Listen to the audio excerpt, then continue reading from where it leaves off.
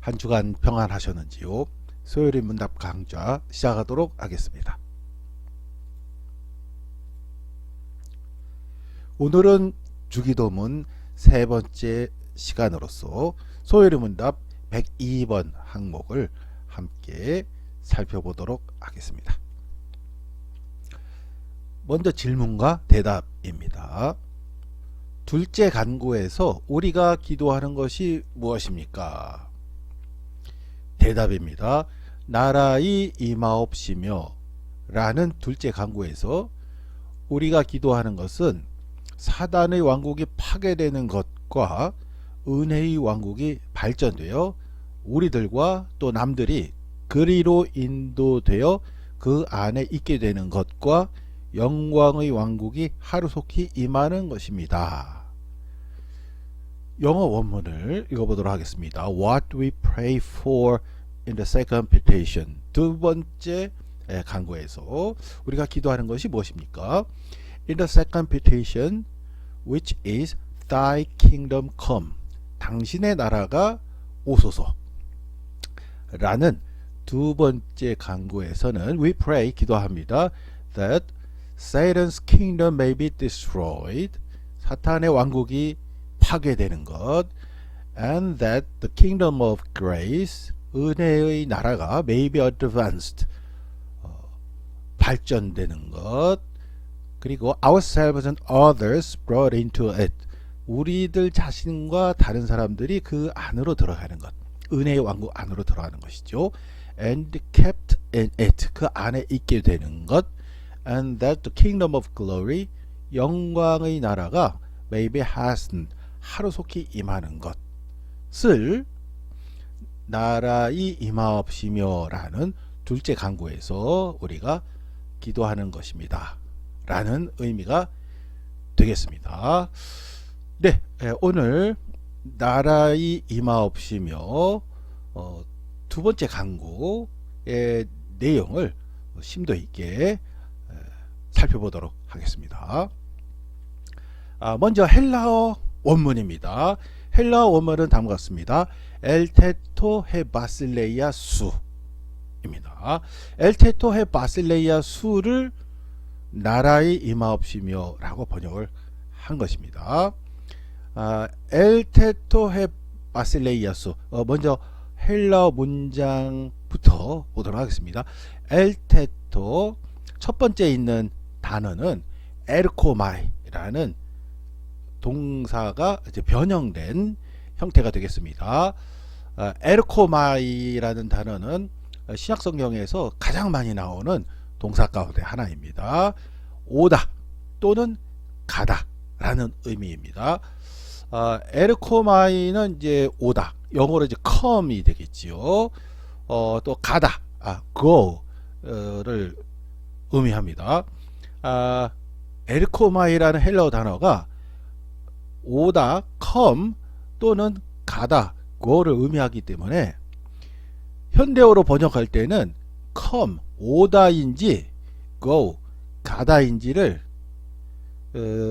선택해야 됩니다. 성경에는 그냥 에르코마이로 되어 있습니다. 근데 이것이 오다인지 가다인지 선택을 해야 되겠죠. 현대어는 오다, 가다 다른 의미의 단어 있지 않습니까? 오다는 이제 가까이 오는 것이고 가다는 이제 점점 멀어지는 것이죠. 그런데 이제 신약 성경은 오다 가다 라고 되어 있지 않고 에르코마이라는 단어 하나로 오다와 가다를 동시에 표현했기 때문에 오다 가다를 현대어에서는 동시에 표현할 방법이 없지 않습니까? 그래서 오다인지 가다인지를 생각을 해서 현대어로 번역을 해야 되는 그런 어려움이 있습니다. 아무튼 에르코마이라는 헬라어 동사는 오다 또는 가다이기 때문에 얼마나 많이 나오겠습니까? 예수께서 어떤 마을에 들어가시다 할 때도 에르코마이, 마을을 나가셨다 하는 것도 에르코마이, 굉장히 많이 사용이 됩니다. 에르코마이의 단순 과거라는 시제가 있는데 단순 과거의 시제가 엘톤이라는 형태가 됩니다. 이제 거기서부터 파생된 건데요. 자, 아무튼 에르코마이의 단순과거 형태의 명령법이다. 에토가 붙었어요. 그래서 엘테토. 결국 헬라어를 모르시는 분들이 이 내용을 그 핵심을 이해하신다면은 이제 다음 같은 내용으로 정리할 수가 있겠습니다. 오다 또는 가다를 의미하는 동사의 단순과거 명령법이다. 이렇게 할 수가 있습니다. 그럼 단순과거 명령법은 어떤 의미가 있느냐? 한번 해당하는 내용에 대한 명령이라고 할 수가 있습니다. 현재 명령과 단순과거 명령이 있는데, 현재 명령은 반복되는 내용을 명령하는 것이고요. 단순과거는 한 번 있는 것을 명령할 때 단순과거 명령법을 사용을 합니다. 여기서 현재와 단순과거는 시간의 의미가 아닙니다. 동작의 양태만을 의미하는 것입니다. 지금은 단순과거입니다. 한 번 동작의 명령법인 것이죠. 현재 명령법이었다라고 하면은 에르케토가 되겠습니다. 에르케토 헤 바실레이아수 할 수도 있었고, 엘테토 헤 바실레이아수 할 수도 있습니다. 시간적인 거나 의미 차이는 전혀 없는데, 한 번이냐 반복적인 거냐, 그 차이만 존재하는 상황에서 엘테토가 우리 마태복음 6장에 주기도문 주님께서 가르쳐 주신 기도의 엘테토 단순과거 명령법이 사용됐다 하는 것입니다. 따라서 이례적인 어떤 내용을 가리킨다는 것인데요. 오소서 하는 거지요. 해, 그 다음 단어입니다. 해 관사고요. 바실레이아 나라라는 뜻입니다. 수는 소유대명사, 인칭대명사, 소유의 의미. 당신의 나라가, 당신이라는 나라를 단어를 우리말 사전에서는 적극적으로 사용하지 않으려고 하기 때문에 아버지의 나라가, 아버지의 나라가 이렇게 번역을 했죠. 아버지의 나라가 오소서, 이런 뜻이 되겠습니다. 아버지의 나라가 오소서. 아버지의 나라가 오소서. 오시는 것, 이 하나님의 나라죠. 아버지는 하나님이시니까요. 하나님의 나라가 오십시오, 오시기를 소망합니다 하는 의미입니다. 그런데 한번 1회 동작을 지칭하는 단순과거 명령법이거든요. 그렇다면 어떤 의미가 되겠습니까? 그렇습니다. 궁극적으로 예수님께서 재림하셔서 이 세상에 이 하늘과 이 땅이 모두 다 사라지고 새 하늘과 새 땅이 임하는, 새 예루살렘이 임하는 주님의 재림을 통해서 새 하늘과 새 땅, 하나님의 나라, 천국이 궁극적으로 완전하게 임하는, 그것을 소망하는 그러한 강구다 라고 정리를 할 수가 있겠습니다. 그러면 지금부터는 결국에는 이 간구에서 중요한 핵심 개념이라고 하면은 이 바실레야 수, 하나님의 나라, 하나님의 나라가 결국 핵심 개념이라고 할 수가 있습니다. 우리 소요리문답 항목에서는 사탄의 나라라는 표현까지도 파생해서 언급하기도 했습니다만은, 아무튼 바실리아수, 당신의 나라, 아버지의 나라, 하나님의 나라가 궁극적으로 오소서, 임하소서 하는 것이기 때문에 하나님의 나라가 무엇인가, 과연 무엇인가 하는 것이 가장 핵심 개념이다 라고 할 수가 있겠습니다. 지금부터는 시간이 많지 않은 관계로 우리 성경에서 나오는 하나님의 나라에 대해서 핵심되는 내용만 간략하게 살펴보도록 하겠습니다. 먼저 이제 예수님께서 하신 말씀입니다. 마태복음 4장 17절입니다. 이때부터 예수께서 비로소 전파하여 이르시되 회개하라, 천국이 가까이 왔느니라 하시더라. 마태복음 4장 17절에서 이때부터 예수께서 비로소 전파하여 이르시되 말씀하기 시작했다라고 되어 있는 이 문구는 다음과 같은 의미가 있습니다. 4장 17절 이전까지는 예수님께서 공생애를 준비하는 그런 단계라고 할 수가 있습니다. 40일 동안 광야에서 시험 받기도 하셨죠. 그 다음 내용이거든요. 예수님께서 공생애를 활동하는 그 준비를 마치시고 4장 17절부터 본격적으로 공생애 사역을 시작하셨습니다. 이때부터 병자들을 고치고 또 말씀을 선포하고 비유 말씀하시고 또 십자가 사역을 또 담당하시고 하는 그런 것을 이제 펼쳐나가시는데요. 예수님께서 하시는 그 이적이라든지 순환 또 말씀 그 모든 사역을 통틀어서 가장 첫 번째로 하셨던 말씀은 회개하라 천국이 가까이 왔다 라고 하신 말씀이 첫 번째 말씀이다 하는 것을 알 수가 있습니다. 회개하라 천국이 가까이 왔다. 그래서 천국이라고 언급했습니다. 천국 바슬레이아 톤 우라논이죠. 하늘의 나라, 직역하면 하늘들의 나라인데요. 하늘의 나라, 하늘나라. 그래서 세 번역에서는 하늘나라라고 번역했습니다. 하늘나라, 하늘나라 한자로는 천국 같은 거죠. 하늘나라, 천국 같은 겁니다. 하늘나라는 우리말이고 천국은 이제 그 한문으로 표기한 거니까요.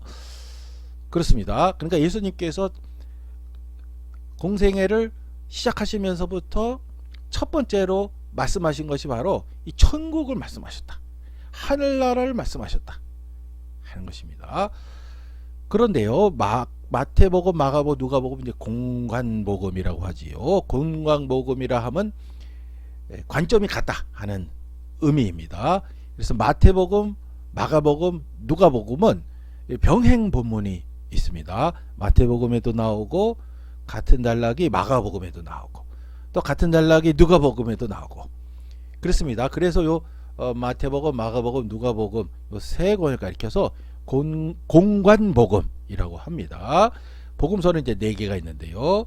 요한복음을 제외하고 마태, 마가, 누가복음을 공관복음이다 라고 신학에서는 지칭을 합니다. 마태복음 4장 17절의 공관복음 안에서 병행 구절이 있지요. 마가복음 1장 14절에서 15절입니다. 마가복음 1장 14절에서 15절을 비교해 보겠습니다. 요한이 잡힌 후 예수께서 갈릴리에 오셔서 하나님의 복음을 전파하여 이르시되 때가 찼고 하나님의 나라가 가까이 왔으니 회개하고 복음을 믿으라 하시더라. 같은 장면입니다. 마가복음에서는 요한이 잡힌 후라고 되어 있습니다. 여기서 요한은 그렇죠. 세례 요한이죠. 세례 요한이 잡혔습니다. 이제 세례 요한은 이제 활동할 수가 없습니다. 세례 요한이 잡힌 후부터 예수님께서 이제 본격적으로 예수님의 사역을 시작하셨습니다. 그런데 마가복음에 따르면은 항목이 4개가 있네요. 때가 찼다. 하나님의 나라가 가까이 왔다. 회개하라. 복음을 믿어라. 이제 4개의 항목입니다. 마태복음에서는 회개하라. 천국이 가까이 왔다. 이제 2개의 항목을 보도하고 있는데 마가에서는 마가복음에서 이제 4개 항목을 보도하고 있습니다. 자, 아무튼 우리의 초점에서 중요한 것은 다음 같은 것입니다. 마태복음에서는 천국, 헬라어로는 바실레이아 톤 우라논, 우리말로 하면 하늘나라, 하늘나라가 가까이 왔다라고 했는데 마가복음에서는 하나님의 나라가 가까이 왔다라고 했어요. 예수님께서 하신 말씀이죠. 하나님의 나라, 하늘나라 어떻게 다르고 어떻게 같은가 하는 겁니다. 하나는 천국 또는 하늘나라, 또 다른 하나는 하나님의 나라, 하나님 나라입니다. 이 둘은 어떻게 다르고 어떻게 차이가 나는 것일까요? 천국, 하늘나라, 그리고 하나님 나라가 등장하는 것은 마태복음, 마가복음, 누가복음, 요한복음이 되겠습니다. 이제 4복음서인 것이죠. 조금 전에 언급한 대로 공간복음, 병행본문이 있습니다. 요한복음에도 병행본문이 있는 부분들이 있습니다. 그것을 면밀히 분석을 해보면은 아주 자세하게 깨알같이 하나하나 다 분석해보면은 다음과 같은 결론이 나옵니다. 어떤 결론이 나오냐면요, 하나님 나라와 하늘나라, 천국은 완전히 같은 표현입니다. 완전히 같은 거다 하는 결론이 나옵니다. 하나님 나라, 여기서는 하나님 나라인데요, 마태복음에서는 하늘나라, 천국이라고 나와 있습니다. 천국, 하늘나라라는 표현, 천국, 하늘나라, 요 두 가지 표현은 마태, 마가, 누가복음에서 마태복음에서만 나오기는 해요. 마태복음만 나옵니다. 천국이란 단어를 여러분이 마태복음부터 요한계시록까지 신약성경을 다 찾아보세요. 형광펜으로. 천국이란 단어가 마태복음만 나와요. 표현으로는 하늘나라, 하늘나라가 마태복음만 나와요. 바울서신의 이제 빌립보서 같은 경우에는 하늘 시민권이라는 표현이 나오는데, 그건 하늘 시민권이지 하늘나라, 천국이란 표현은 아니죠. 뭐 같은 거긴 하지만은 표현만으로 봤을 때 천국 혹은 하늘나라라는 표현이 이 마태복음에서만 이제 등장하는 독특한 표현이라고 할 수 있습니다. 그래서 마태복음 가리켜서 천국 복음이다 라는 그런 이제 명예로운 별명이 있기도 합니다. 마태복음의 표현이기 때문에요. 그렇다면 이제 하나님 나라, 천국 완전히 같은 거다, 이제 그거는 됐는데, 그럼 마태복음에서는 천국 또는 하늘나라라는 표현만 나오고 하나님 나라라는 표현은 안 나오느냐? 나옵니다. 마태복음에서도 하나님 나라 나오기도 하고 또 하늘나라라고 나오기도 합니다. 하늘나라 혹은 천국이라고 나온 마태복음의 병행본문인 누가복음이나 마가복음을 찾아보면은, 누가복음이나 마가복음에는 100% 하나님 나라라고 되어 있습니다. 하나하나 다 비교 분석해 보면은 그런 결론이 나옵니다. 결국 결론이 뭐냐?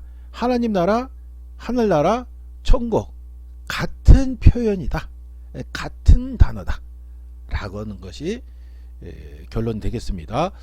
그리고 한 가지를 더 언급한다 그러면은 바로 이것, 하나님 나라 또는 천국 또는 하늘나라의 선포가 예수님께서 공생애를 시작하시면서 가장 첫 번째로 하셨던 사역이 천국 선포, 하나님 나라가 가까이 왔다 라고 선포하는 것이 바로 예수님 사역의 첫 번째였다 라고 할 수가 있겠습니다. 예수님 사역이 그렇다면은 하나님 나라를 이루는, 이 땅에서 이루는 그러한 사역이라고 할 수가 있겠는데요. 그 사역을 예수님께서 그 제자들에게, 우리 신앙인들에게 맡기셨습니다. 계속해서 이어가라. 그 맡기셨다고 하는 것을 신학적으로 사명이라고 합니다. 사명으로 우리에게 주셨습니다. 예수님께서 그것을 주셨을 때 주신 장면이 마태복음 10장에 나와 있는데요. 마태복음 10장 전체는 이제 파송설교라고 합니다. 그 중에서 5절에서 7절 읽어보겠습니다. 예수께서 이 12를 내보내시며 명하여 이르시되, 이방인의 길로도 가지 말고 사마리아인의 골에도 들어가지 말고 오히려 이스라엘의 집에 잃어버린 양에게로 가라. 가면서 전파하여 말하되 천국이 가까이 왔다 하고 그렇습니다. 이 파송설교에 보면은 예수님께서 12제자를 이제 뽑으셨죠. 그리고 그 12제자에게 사명을 이제 부여해 주셨습니다. 이 12제자가 결국에는 해야 할 일이 무엇이냐? 천국이 가까이 왔다 하고 전파하면서 다니라는 거지. 천국이 가까이 왔다. 하나님 나라가 가까이 왔다. 하늘나라가 가까이 왔다. 라고 전파하면서 다니라 하는 것이죠. 그것이 바로 사명이 되겠습니다. 요약한다면은 예수님께서 하신 말씀이었죠. 천국이 가까이 왔다. 하나님 나라가 가까이 왔다. 예수님 하신 사역을 그 제자들이 이어가는 것이다. 라고 할 수가 있겠습니다. 그만큼 천국이 가까이 왔다. 이 천국, 하늘나라에 대한 선포는 기독교 신앙에 있어서 가장 핵심되는 내용이다 라고 할 수가 있겠습니다. 그러면 지금부터는 이 천국이 이 땅에 임하는, 궁극적으로 임하는 그 장면을 잠시 살펴보도록 하겠습니다. 요한계시록 21장에서 21장과 22장에서 그 내용이 장엄하게 펼쳐지고 있습니다. 그 내용을 읽어보면서 신학적인 면에서 중요한 내용을, 핵심을 저희들이 살펴보면서 읽어보도록 하겠습니다. 요한계시록 21장, 요한계시록은 22장까지 있는데요. 20장까지 이 세상의 종말 심판이 이미 다 종료가 됐습니다. 계시록 그 앞부분에서요. 요한계시록은 7교에 보낸 편지가 처음에 나오고요. 그 다음에 7개 재앙 시리즈가 3개가 이어서 나오거든요. 7봉인 재앙, 7 나팔 재앙, 7 대접 재앙, 3개의 재앙 시리즈가 이렇게 쭉 지나갑니다. 그리고서 이제 예수님께서 재림하시고 최후의 심판을 했습니다. 20장까지가 이제 그 내용이고요. 그 다음에 이제 21장, 22장은 이제 새로운 하늘과 새 땅에 대한, 새 예루살렘에 대한 내용이 되겠습니다. 그 중에서 21장 다 읽으면 좋긴 하겠지만 시간 관계상 일부분만, 중요한 부분만, 우리의 관점에서 중요한 부분만 보도록 하겠습니다. 21장 1절과 2절, 그리고 11절부터 27절, 그리고 이어서 22장입니다. 22장 1절부터 5절까지 쭉 이어진 내용인데 그 내용을 한번 보겠습니다. 나는 새 하늘과 새 땅을 보았습니다. 이전의 하늘과 이전의 땅이 사라지고 바다도 없어졌습니다. 궁극적인 하나님의 나라가 완전히 임한 그 장면을 지금 요한이 예수님께서 보여주신 천상에서 그 환상을 통해서 미래에 일어날 일을 이제 본 것이죠. 나는 또 거룩한 도성 새 예루살렘이 남편을 위하여 단장한 신부와 같이 차리고 하나님께로부터 하늘에서 내려오는 것을 보았습니다. 그 도성은 하나님의 영광에 쌓였고 그 빛은 지극히 귀한 보석과 같고 수정처럼 맑은 벽옥과 같았습니다. 그 도성에는 크고 높은 성벽이 있고 거기에는 12대문이 달려 있었습니다. 그 12대문에는 12천사가 지키고 있고 이스라엘 자손 12지파의 이름이 적혀 있었습니다. 큰 도성이 내려오는 것을 보았다. 거룩한 도성 새 예루살렘입니다. 하나님의 영광이 이렇게 쌓여 있었고요. 빛이 직관 보석과 같다. 그러니까 광채가 엄청난 빛에 휘감겨 있는 그런 도성인데 거기에 12대문이 있다고 그래요. 12대문이 있고 12천사가 지키고 있는데 그 12대문에는 이름이 이스라엘 자손 12지파 이름이 써있다. 구약의 12지파 이름이 써있다 하는 것입니다. 그 대문은 동쪽에 셋, 북쪽에 셋, 남쪽에 셋, 서쪽에 셋이 있었습니다. 그 도성의 성벽에는 추춧돌이 12개가 있고 밑에 줄, 그 다음 줄, 그 다음 줄 해서 12줄인데 그 줄마다 그 위에는 어린 양의 12사도의 12이름이 적혀 있었습니다. 12제자 이름이 적혀 있다는 거죠. 주춧돌에는. 자, 문에는 12지파의 이름, 주춧돌에는 12사도의 이름. 자, 이것은 어떤 의미일까요? 그렇습니다. 12지파라 함은 구약에서의 계약, 하나님과 인간의 계약. 12사도라 함은 신약에서의 계약, 새로운 계약을 대표하는 우리 인간의 대표로서 12지파, 12사도의 이름이 써 있다 라고 할 수가 있습니다. 그러니까 12지파의 이름, 12사도의 이름의 궁극적 의미는 이제 구약에서의 계약, 신약에서의 계약 모두 다 유효하다. 하나님께서 구약에서 맺은 계약, 신약에서 맺은 계약 모두 다 하나님께서 신실하게 다 지키셨다, 다 이루셨다 하는 그런 의미가 있는 것입니다. 우리가 글자 그대로라면은 혹시 글자 그대로 맞나 하면은 잘 안 맞을 수는 있어요. 왜 그러면 12지파에 예를 들면 므낫세 지파 있지 않습니까? 므낫세 지파는 이제 야곱의 12아들이 아니고 요셉 아들이지 않습니까? 손자거든요. 근데 12지파 중에 포함이 돼 있어요. 요셉 지파는 존재하지 않고요. 그렇고 12사도 이름에서도 가룟 유다의 이름이 있을까요? 아니면 마띠아 이름이 써 있는 건가요? 아무튼 그렇습니다. 이제 그런 것이 있는데 나중에 오늘 잠시 후에 언급하겠습니다만은 이 본질적으로는 이 새 거룩한 도성 새 예루살렘은 결론적으로 언급하겠습니다만은 어떻습니까? 그렇습니다. 우리 인간의 시간과 공간을 초월하는 무한한 영원한 하나님의 나라입니다. 그러니까 요한계시록 안에서 무한한 하나님의 권능과 하나님에 대한 것을 나타낼 때에는 인간의 표상으로 제한되지 않도록 요한계시록 저자가 굉장히 그 부분을 엄격하고 분명하게 하고 있거든요.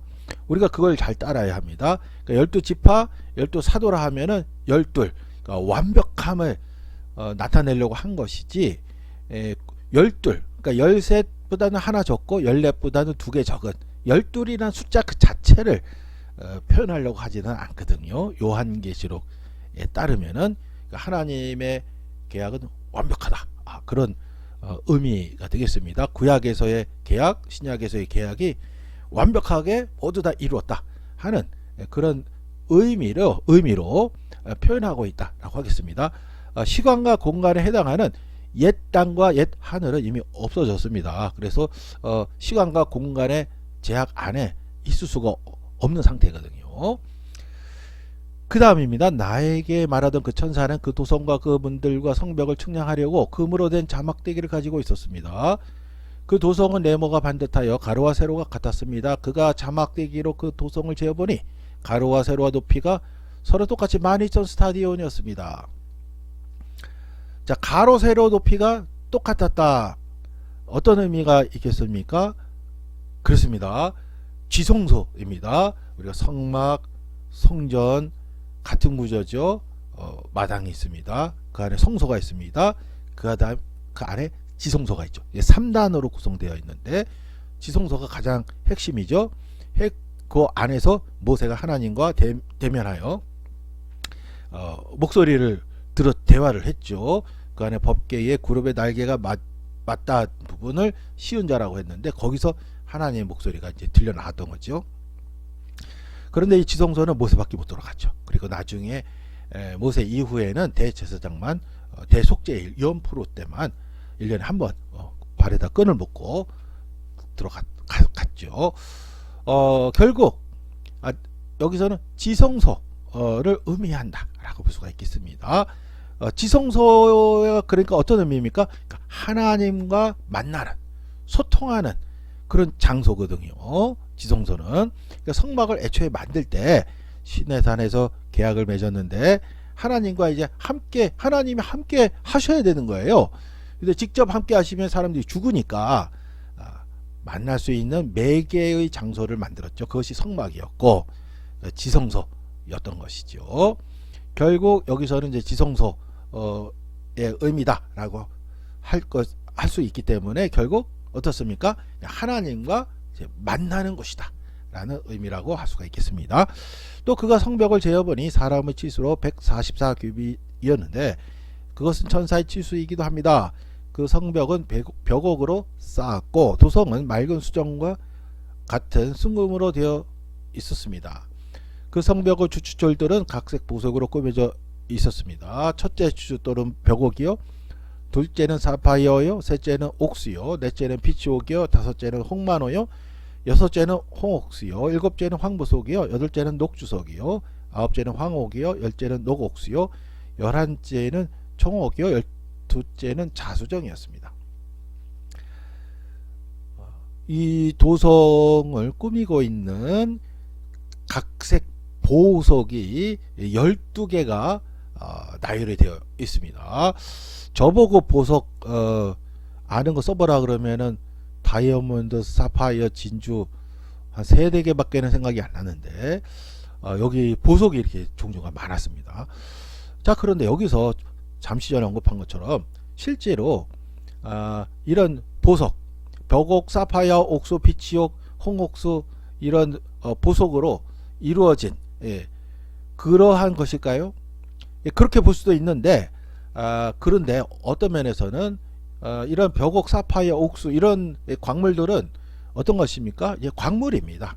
그러니까 이제 원소가 아주 강하게 뭐 과학자들은 뭐 초신성 폭발할 때 이 강한 압력 때문에 그렇게 만들어진 거라고 하는데 어쨌든지 간에 이 중에 뭐 하나라도 있으면 좋기는 하겠지만은 그러나 그래 봐야 지구에서 얻게 되는 그런 광물입니다.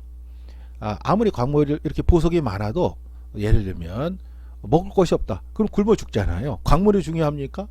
먹고 살아야 되지 않습니까? 일단은 결국 여기서 알 수 있는 것은 다음 같은 내용입니다.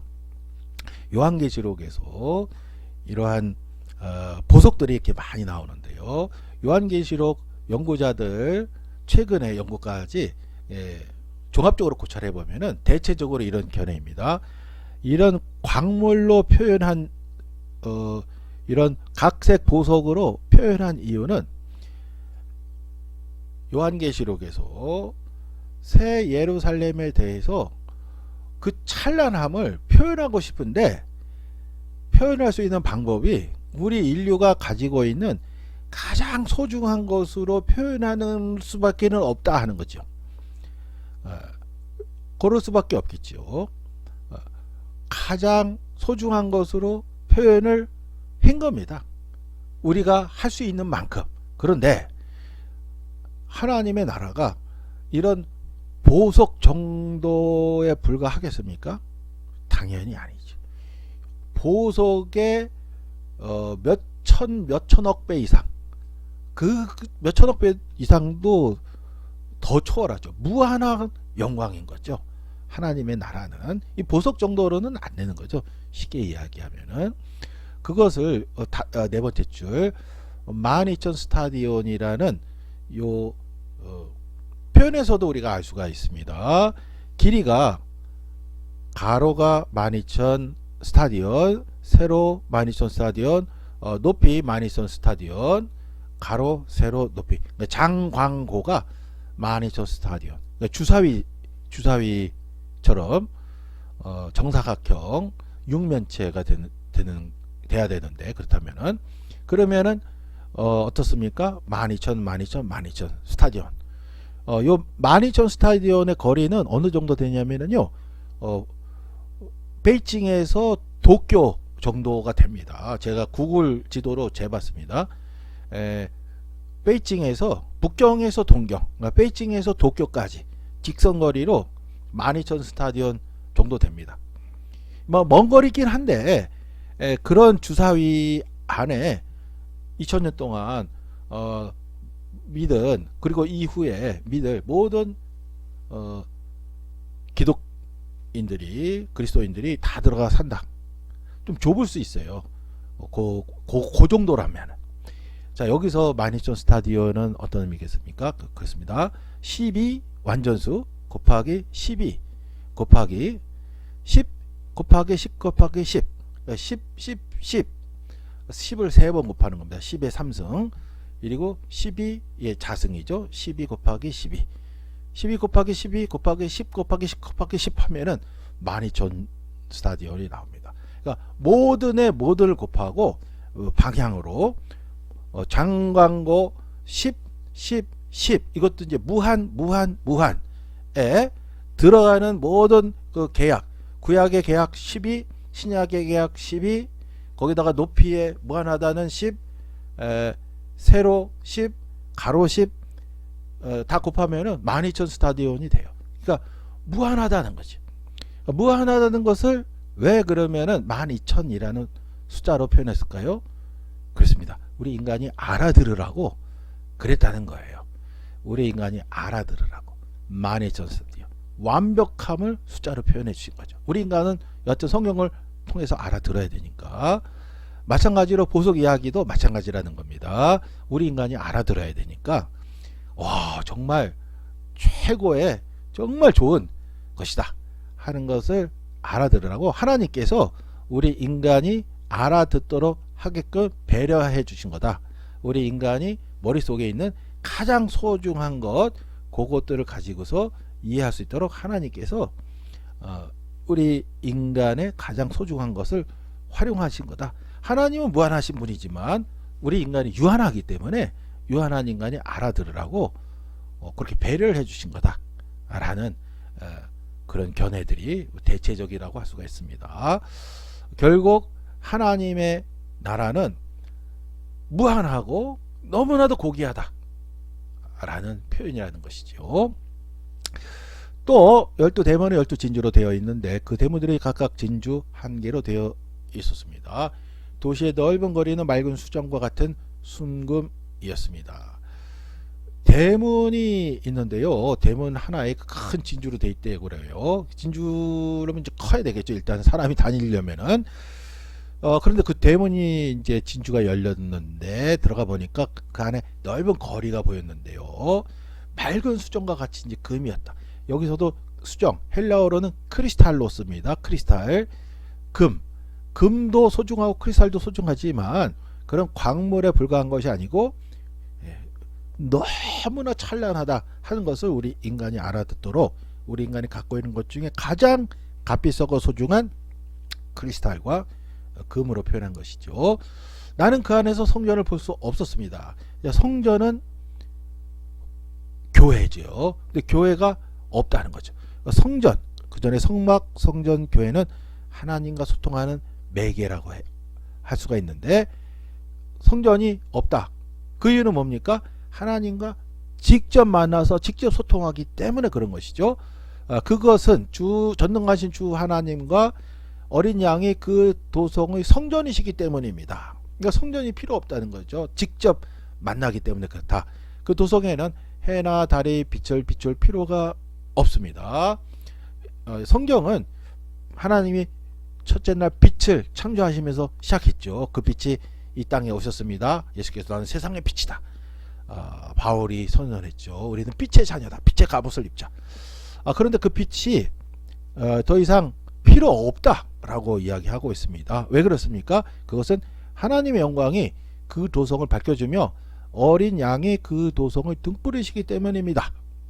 민족들이 그 빛 가운데 다닐 것이요 땅의 왕들이 그들의 영광을 그 도성으로 들여올 것입니다. 우리가 이 땅에 살면서는 빛이 필요합니다. 그런데 이 땅, 옛 땅과 옛 하늘은 사라지고 새 하늘과 새 땅, 새 예루살렘 안에서는 빛이라는 매개가 필요가 없습니다. 주 하나님이 직접 비추시기 때문이다 하는 거지요. 그 도성에는 밤이 없으므로 온종일 대문을 닫지 않을 것입니다. 그리고 사람들은 민족들의 영광과 명예를 그 도성으로 들여올 것입니다. 속된 것은 무엇이나 그 도성에 들어가지 못하고 가증한 일과 거짓을 행하는 자도 절대로 거기에 들어가지 못합니다. 다만 어린 양의 생명책에 기록되어 있는 사람들만이 들어갈 수 있습니다. 어린 양은 누구죠? 예수님입니다. 예수님을 믿는 자만이 이 영광의 도성에 들어갈 수 있다. 분명히 밝혔습니다. 천사는 또 수정과 같이 빛나는 생명수의 강을 내게 보여주었습니다. 그 강은 하나님의 보좌와 어린 양의 보좌로부터 흘러나와서 도시의 넓은 거리 한가운데를 흘렀습니다. 보좌로부터 강이 흘러나왔다. 무엇이 연상되죠? 그렇습니다. 에덴 동산 연상되죠. 에덴 동산에 4개의 강이 있었지 않습니까? 강 양쪽에는 12종류의 열매를 맺는 생명나무가 있어서 달마다 열매를 내고 그 나뭇잎은 민족들을 치료하는 데 쓰입니다. 생명나무. 그렇죠. 에덴 동산에 생명나무와 선악을 알게 하는 나무가 있었지요. 다시 저주를 받을 일이라고는 아무것도 그 도성에 없을 것입니다. 하나님과 어린 양의 보좌가 도성 안에 있고 그의 종들이 그를 예배하며 하나님의 얼굴을 뵐 것입니다. 그들의 이마에는 그의 이름이 적혀 있고 다시는 밤이 없고 등불의 햇빛이 필요 없습니다. 그것은 주 하나님께서 그들을 비추시기 때문입니다. 그들은 영원무궁하도록 다스릴 것입니다. 이 도성에 들어간 사람, 어린 양의 생명책에 기록되어 있는 사람, 다시 말해서 예수를 믿는 사람은 이마에 그의 이름이 적혀 있다. 하나님의 이름과 어린 양의 이름이, 예수의 이름이 적혀 있다 하는 것이고요.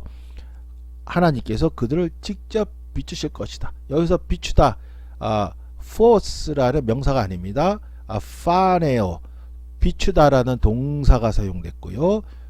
그 빛을 비추는 주체, 주어가 하나님입니다. 하나님이 그들을 직접 비추신다. 이렇게 되어 있습니다. 가장 영광된 그런 상황이다 라고 할 수가 있겠습니다. 우리가 예수를 믿어서 도달하게 되는 궁극적인 상태가 바로 이러한 상태다 라고 할 수가 있겠습니다. 네, 이렇게 해서 오늘 주기도문 나라가 임하옵시며 내용과 더불어서 우리 성경에서 등장하는 하나님의 나라의 개념에 대해서 비록 짧은 시간이지만 핵심되는 내용을 초점을 두고서 함께 살펴보았습니다. 오늘 내용은 여기까지 진행하겠습니다. 수고 많으셨습니다.